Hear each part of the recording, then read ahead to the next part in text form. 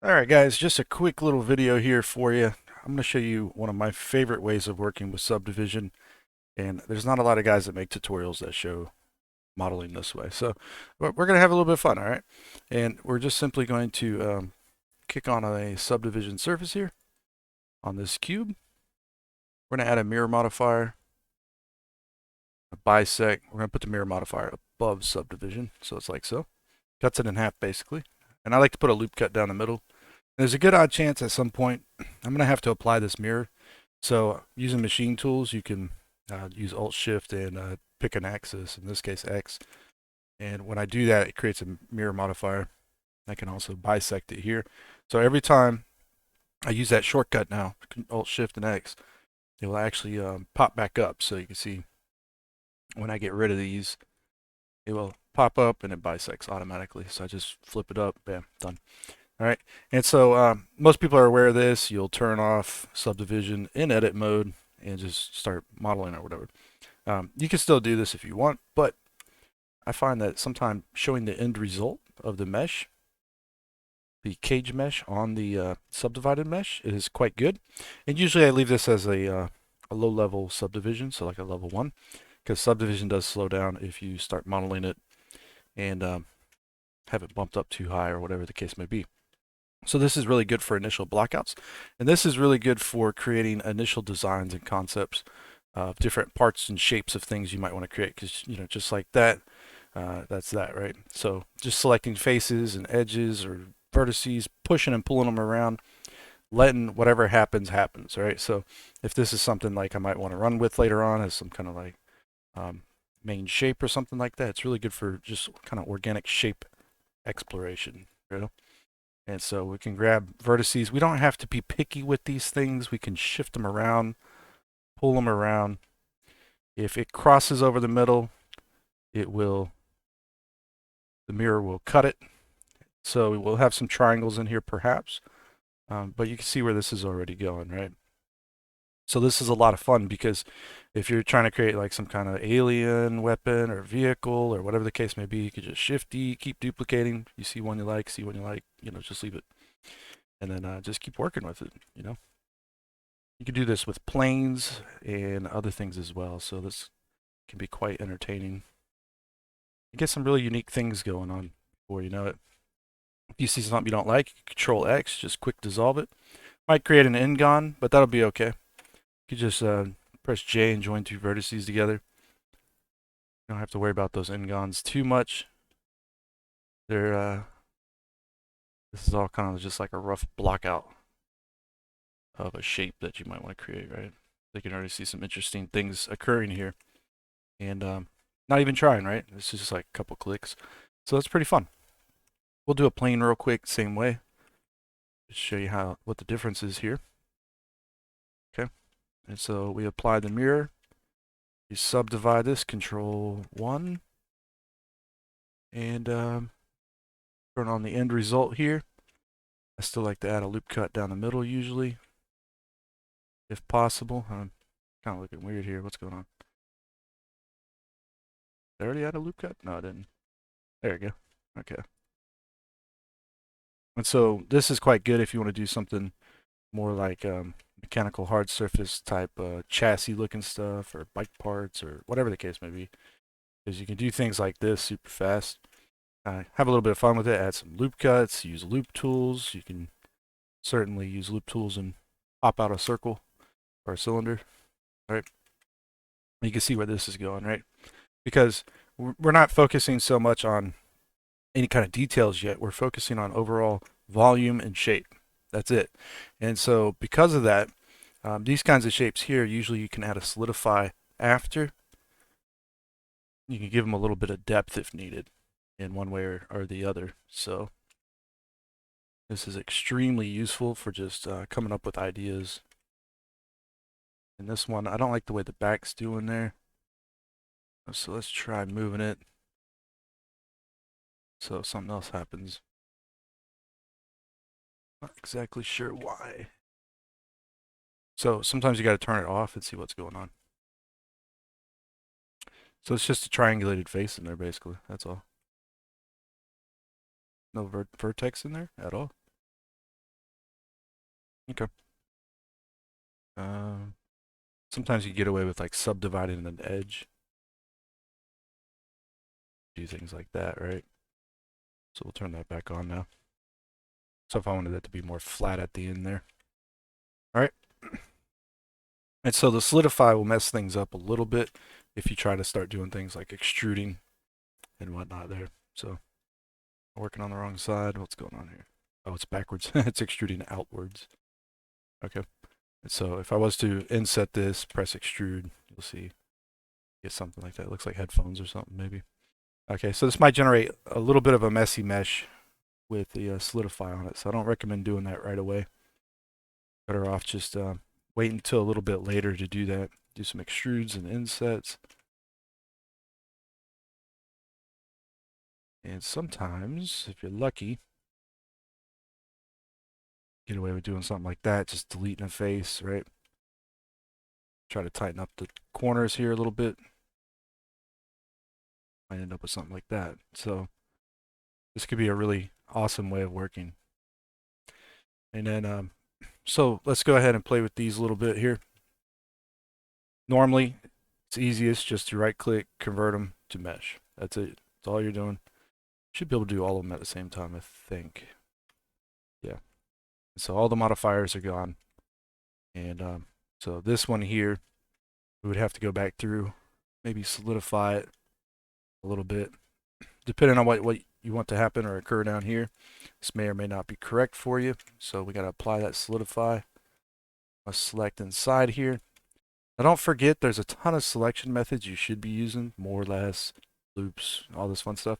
So selecting more, if you make it a shortcut on your mouse, awesome. Just right click on those and you can assign them to shortcuts or quick favorites. And I'm going to press Control F and just grid fill it. Now this grid fill might not be what you want, so you could do it manually, or you can bump around the span and try to get a different result here going on, and also change the offset. Right, so if I want it to be more like that, then right there we go. Might just move that back out a little bit. So mirror these over again. Okay, usually after you get that initial volume going, you don't have to worry about like you don't want to be as extreme with these. You might not want to turn back on that.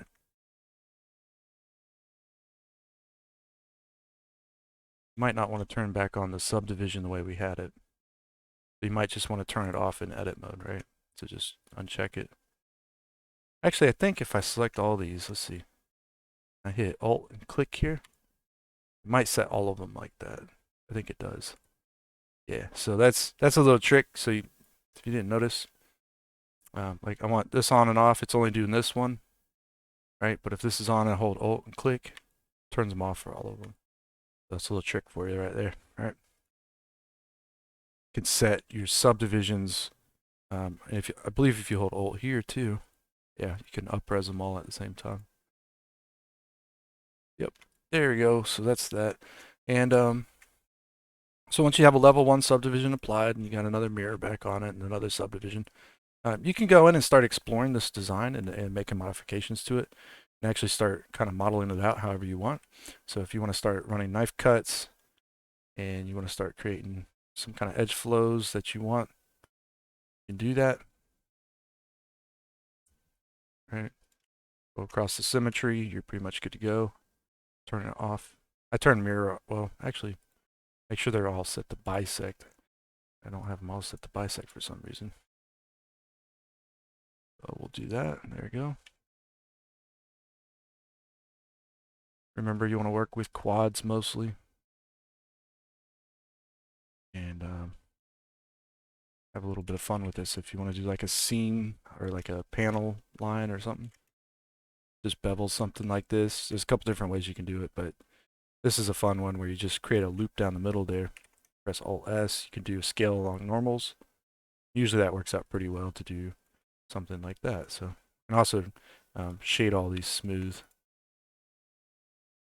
Kind of get that going. So at this point, you're free to explore and kind of figure out what you want to create. So if I do an inset, hold Control, push it down, inset a little bit, Inset a little bit more, extrude up, right? Scale it in, push it back, do numbers like that. There we go. Do loop cuts, tighten it up.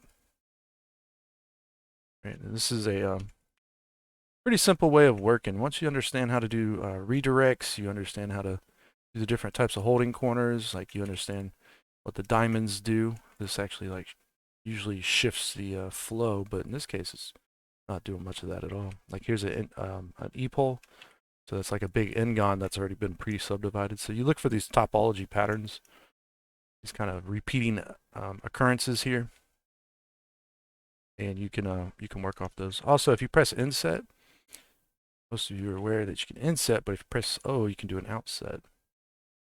So you can put a little sidewalk around this, so that would hold a little more like that right there. And you can do that to whole sections as well, if you wanted to. If you want to try to get things a little bit more flat, you can use like loop tools. You can use the flatten feature. It's going to flatten all those out along normals, which can be quite interesting. Gives it a little bit more an interesting shape, perhaps, in some situations. Like maybe right here, I want to flatten these ones. All right. And maybe I want these sharp as well. So in this particular area, I don't like this this type of quad here, personally. I'm going to fix it real quick. I'm just going to use a knife tool. Drag it around the side. See right there, we got an N-gon again. And for this one, I'm just going to cut it across. I'm probably going to, I can't dissolve that. Not like I wanted to. Instead, we're just going to cut it all the way out, I guess, down to the bottom. Slide these ones forward. Pull that one down. AM merge by distance. There you go. And so now, we have the opportunity here to potentially sharpen this area up a little bit at least. So if I wanted to, just slide these along. I'll slide these. Well, I don't want to slide those ones back. I think I'll insert a loop actually. So usually just placing it in the middle works okay, fine. It does kill some of the curvature if you're trying to maintain the curvature. Just remember there's an add-on called set flow.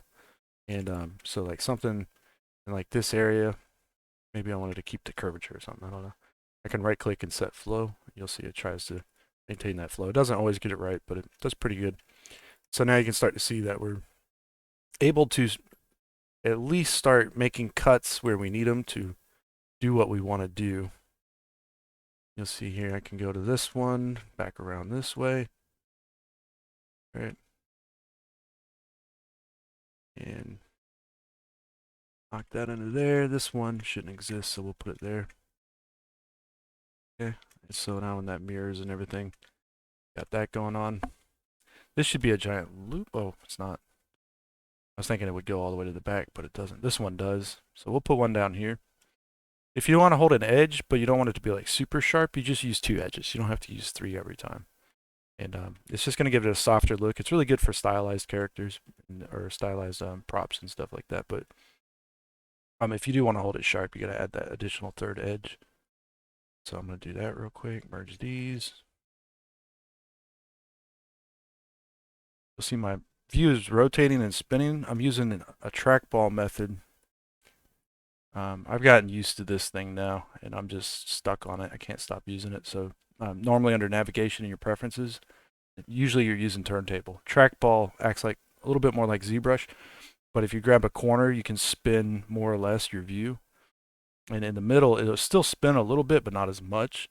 And so anytime if you're doing like sculpting or something, you have to, like I have a tablet that just sits in front of me, and I can't always get my wrist action or my elbow action or whatever to match up with the lines the way they are right here. Just like in Photoshop, you can be able to rotate like your canvas around. Well, that's what this allows you to do. So it's a lot more comfortable, especially if you get into sculpting and all that. But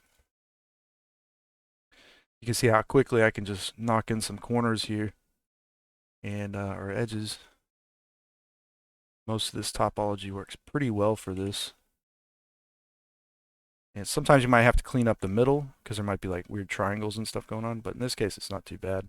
It's a big pole right here in the middle though. So that's something that you might want to look into, like trying to clean up in a different way if possible. Not necessary though if your topology. Just remember, if all this follows the way you want it to go, like if I did like an inset here and I did a push in and an inset, right? If your topology is following the way you want to go with things, that's proper. That's really what it's about. It's about just trying to create your topo in a way that it allows you to take it up in resolution later on so you can keep working on it, right? There's going to be times you add things in, times you don't, but one thing you can't fix later on is the topo not working the way you want it to. And so this is a very destructive method of modeling. Just keep that in mind. All SubD is like this for the most part. It's not the most like artistic freedom type of workflow. Generally speaking, if you have a really sound concept before you go and start working with SubD and you're actually making something, so like a real world object or something that's been fully flushed out in concept, or even like a Boolean n-gon model that you just have to like recreate, maybe you can use parts of that Boolean n-gon model and then start turning them into subdivision components. You're going to be a lot more efficient knowing what you're going for than just trying to like free model a SubD model. So just keep that in mind. Although you can free model, there's nothing wrong with that. I personally enjoy it a lot. I think it's more efficient sometimes, and so you might want to do it too. Who knows? But this little section here is a little bit problematic. And so I'm going to try. You see the loops are not agreeing with me right now. So sometimes this will give you some crazy loops, and you'll just have to kind of work them out and figure out what's going to work and what's not, and balance things as well. You could change your form pretty dramatically by just accidentally moving your faces or edges around a little too much, right? So if I join these here, that turns into a quad.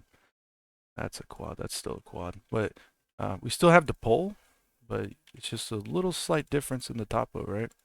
The big diamond here now. So that's probably what's messing up most of our flow here, because it's like redirected in weird ways. So it's more or less a diamond. But what can we do about that guy? Let's just cut it straight across the middle here.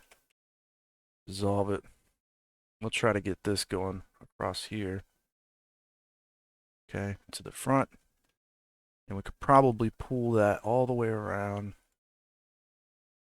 to the back. And don't worry about being like super precise with your edges. It doesn't really matter. You know, have them relatively well balanced, but if you got to clean them up again later on, that's fine. You can do that. And in this case, you can see we're going to end up going back through here, right? So sometimes things like that happen. I don't know where it's going to end up here. Going to end up wanting to go all the way up through here, back up through here, and then back around. It's going to start creating like a spiral. So in some situations, you want to be careful with things like that. And if that's going to be a problem, you can try to work it out further down the line there, but generally speaking, sometimes it's really nice to use your symmetry to just kill things off. So I know if I redirect and I use like an inset, this is like a quarter of an inset, it goes across the symmetry. It's just going to kind of kill that line there. And so what should happen, okay, that flow actually goes right through there, and now this flow goes around right here, down to here, and back around here. Okay, so probably a little bit better than what we had before, where it was acting really crazy. So those kind of things matter pretty much. And so apply that mirror, reset it, set it back up. There you go. And we're in business, because at some point you're going to do this to whatever shapes you choose to work on. And once you figure out what you want to do with it, the process continues. You're going to apply the mirror, you're going to apply the level 1 subdivision, and you're probably going to end up with a mesh like this now. And so you're going to redo the mirror, redo the subdivision, and then you're probably just going to keep working on it for whatever it is you want to create. And so if I want something like right here, kind of selection here to here to here, right? This is what makes everything look really good by the end of all of it, because it's the iteration process of just continuing to work on the same thing and adding more and more details and stuff. Sometimes you can overdo it though. There are design principles like the 70-10 or whatever 70-30 rule. There's another one that's like 10-30 60s. I don't know, something like that. I can't add today, but you get the idea. There's like these ratios that you use for different kinds of shapes. So like you got primary shape, secondary shape, tertiary shapes. Look, um, throw all that out the window. Uh, it's really about just what looks good and what serves your purpose at the end of the day. I mean, you're going to work large shapes to small shapes always, but don't worry too much about the balance necessarily, because there's a little secret about using chaos in your model. So like a lot of little small details everywhere are generally like harder lines, edges end up being more aggressive in nature, and a lot of really just like granular details all over the place actually annoy a viewer. Okay, so for like bad guy models, if you were to bump up the noise threshold in some of that, instead of people really wanting to like the bad guy, he's got hard edges, he's got a bunch of crap going on, he's ugly, or whatever the case, all that is going to come into play in the psyche kind of underneath all this. So there's times you want to have super nice, clean, good-looking models. There's times you want softer models, right? Like if you have a good guy, it's a character, or you want to demonstrate like femininity on a character, right? You would have them softer looking usually, but if you want them to be more bold and strong, so like you might have like a more like a pretty girl for some kind of like damsel in distress, but for like some badass fighting chick, you might have kind of like the Butch Dyke chick that just is a biker or something, right? And so you can work these kinds of ideas out, just telling story. But even on your hard surface shapes, that happens, right? So just keep that in mind. There's a lot more that goes into this than people imagine, because this is only half the battle here. You also have to think about color theory, like which colors give off what kind of impressions. Remember, there's also material settings as well. So like if you're going to try to make something look slimy and gooey, obviously people aren't going to want to get near something like that. So that could be a good indicator of like don't use or don't go near that thing or don't touch it or whatever. But sometimes it's just you can go for like shock factors and stuff or whatever. So there's all kinds of ways of working with storylines and storytelling. There's a bunch of things to do with tones as well. So how bright or dark an object is. There's all kinds of little things that eventually I get to do some videos on, hopefully. But those little things add up, like super fast for storytelling and whatnot. But so just keep that in mind as you're modeling your hard surface shapes. Is this something that like the good guys use or the bad guys use, right? And is it meant to be a crazy weapon that's meant to inflict a lot of damage, or is it meant to be just kind of some kind of little prop that isn't really all that important? Maybe it's something that like just something in a household somewhere, and it's not really that important. So, or it's just like a beacon, like it's just some kind of weird thing like that, right? So you can keep playing with these ideas though, and just run with it. If you need it to be more aggressive, make it more aggressive. But personally, I like this, but want it to, you could do an inset or you could press E and then scale. Scale does a little bit different, but it can be quite good. So like you push it down, you inset a little bit more in here, select more for a second. And so you can push these forward or backwards or whatever the case may be. And so it looks like I'm making like a kind of weird radio thing, but you get the idea. Some kind of like a covenant, some kind of alien radio thing. So we can do numbers like that. Or press E here and S, scale it in. I think something more like that would be appropriate. So quite simple, quite easy to do, and it's a lot of fun. So now you guys have a good taste of how you can utilize this workflow. Just a little side note here. I'm going to apply the mirror. I'm going to apply the subdivision. You could keep working it to a higher subdivision level if you really wanted to. Personally, I like to stop right around here, and then this would be my mid poly. So I'll go ahead and hide one of these. I don't want to destroy the other one, but I will apply this subdivision, and I will use a multi-res on this at some point. And you could use the multi-res, subdivide it, and I believe, let's see, we're going across X here. So if I turn on, go to sculpt mode, turn on symmetry for X, right? And I could actually come in here, use something like the fill scrape tool or the flatten tool or whatever the case may be. And because we're using a multi-res now, I can bump up the triangle or the face count here. And I can actually get in here and start sculpting a little bit on this surface. You see here, it works quite well if you just want to like rough up a little bit of the edges. Maybe you want to add some little details that otherwise would be a pain to actually model because there's just a lot of them or it's too much. And so something like a draw sharp with a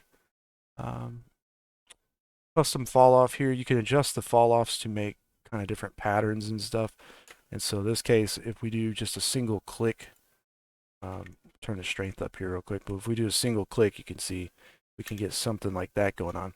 And just take note that your topology does matter. So if they're not perfect little squares, you have a lot of rectangles like in this area, that doesn't work. Okay, so you have to really pay attention to what you're doing and where if you're going to take it to this level, because you really need to be careful with it, just because it's you might not be able to go down as or get as precise of a sculpt as you want at a lower resolution. So 481,000 faces, not enough for this particular instance. I want to go up even higher.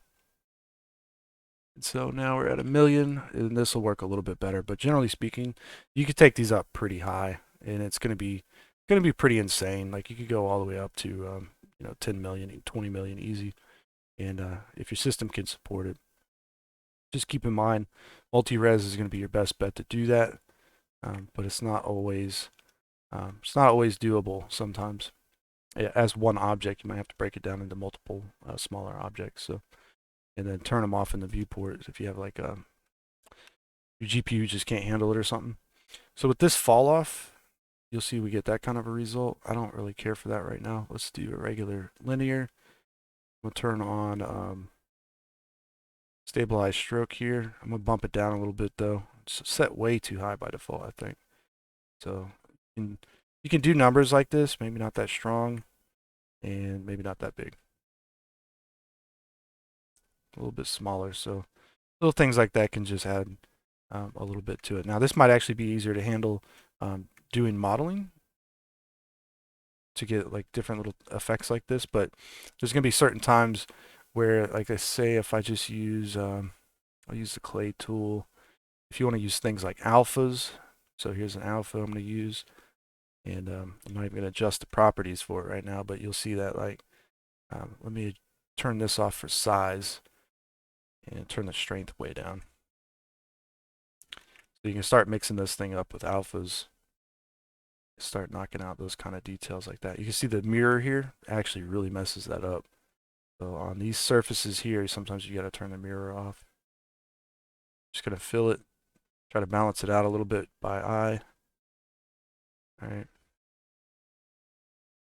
Oh, it's kind of erasing right there. It's kind of interesting. Okay. And just so you know, Blender 3.2, they did update the sculpting algorithm, so you can do high frequency details now. And you can sculpt low frequency details on top of it now. So it's a lot more useful than it once was. You can see here I got a lot of stretching. That's just the texel density. That's the poly density. They're not perfect squares, and so you really need to balance those things out before you proceed to this point. By balance it out, I mean just add loop cuts. That's all I'm talking about. Where it's elongated, you need squares, so you got to add loop cuts and stuff.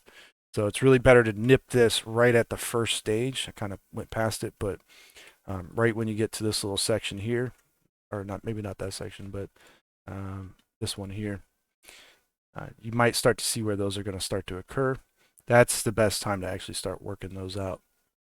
Like I said, everything is very dependent on this base mesh if you're going to take it up higher and higher and higher. So you have to just keep that in the back of your mind as you're working. Balance is everything, right? being able to reroute an edge, you know, make edges, 3-to-1s and things like that, where you reduce the amount of edges or whatever, and make diamonds. That's important because it helps balance usually. And so, just make sure everything is gonna work right. But anyways, that's it for this video, guys. I hope you enjoyed checking this little workflow out. It should come in handy for a lot of different things. And if you're still into doing a Boolean workflow, I know a lot of guys out there like the Boolean workflow, but if you are into that, just keep in mind before you get to this part here, maybe something like there or something more like this actually, you can still work with the Boolean workflow on this. You just start adding Boolean cuts into it and stuff like that, and then go back to Boolean workflow. So you can always jump, SubD to Boolean or back and forth. So the way I also work oftentimes is I'll start with the blockout shape, doing Boolean workflow, doing a lot of that, converting it to a mesh, flattening it all down, going through it, cleaning it up, and then I have most of my primary and secondary details at that point. So all I have to do is sculpt in some third details or do a little extra modeling, but it's pretty simple to do that. So working from Boolean into SubD, not too bad. Now starting with SubD and then working into Boolean, not bad at all. A lot of guys do that. And then you can even start Boolean on it. And if you really were feeling up to it, you could try to rework that back out to a SubD. Although I don't think it would go too well. It probably wouldn't be horrible either. Probably wouldn't be that bad. But anyways, that's it for this video. Hope you enjoyed, and I will check you guys out in the next one. All right, take care.